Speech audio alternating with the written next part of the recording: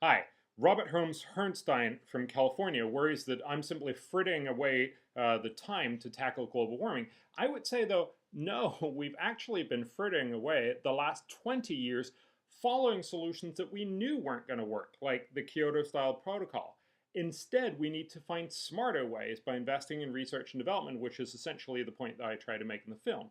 He also talks about energy efficiency and tells us that the toaster story shows that has got nothing to do with anything. Well, actually, the toaster story was simply to point out you can't ask people to live without the many modern conveniences that we have today.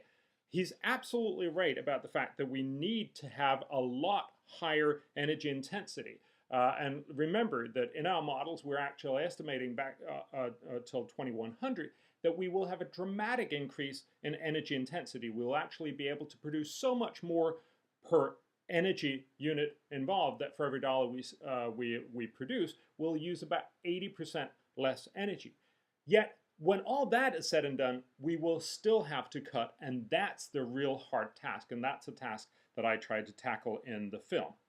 He then says, and I think that's a recurrent theme in several of the questions, what about catastrophic outcomes? Well, I'd say there are 4 points we need to recognize. The first one is we need to realize that we're never going to eliminate risks. Remember, we know that there are risks from asteroids around the world, and we also know that right now we're only spending about $4 million in tracking these asteroids. If we spend another $1 billion, we could actually reduce risks from asteroids about 90% or more. Yet, we don't do that. So we are very clearly indicating that we recognize risks, but it doesn't mean we eliminate them. The second thing is, just because there are catastrophic risks, and there are, doesn't mean we shouldn't do the smart thing. We shouldn't do Kyoto or any of the other policies because they still haven't worked. We should do the smart things, that is, invest in research and development into green energy.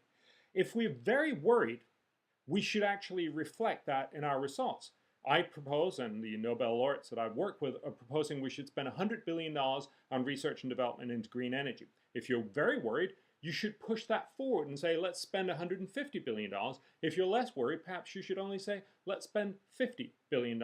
But that's the right way to talk about it, rather than say, I'm so worried that I want to follow a policy that hasn't worked in the last 20 years. And so fundamentally, we need to recognize, and that's my fourth point, that if we're talking about catastrophic and imminent results like a catastrophic disintegration of Greenland or parts of Antarctica, we also have to realize it has nothing to do with the current policies, the Kyoto-style policies. It doesn't have anything to do with developing new green energy in the next 20 or 40 years. It has only something to do with geoengineering. That's the only way that we can do anything fast. And so really the two solutions that the film puts forward and the Copenhagen Consensus on Climate put forward actually deals very well with long-term possible catastrophic outcome and with short-term possible catastrophic outcome. And of course, it's also a smart solution to the most likely outcome, which is not catastrophic, but simply a gradual worsening of the conditions from global warming. I hope that's an answer to you. Thank you.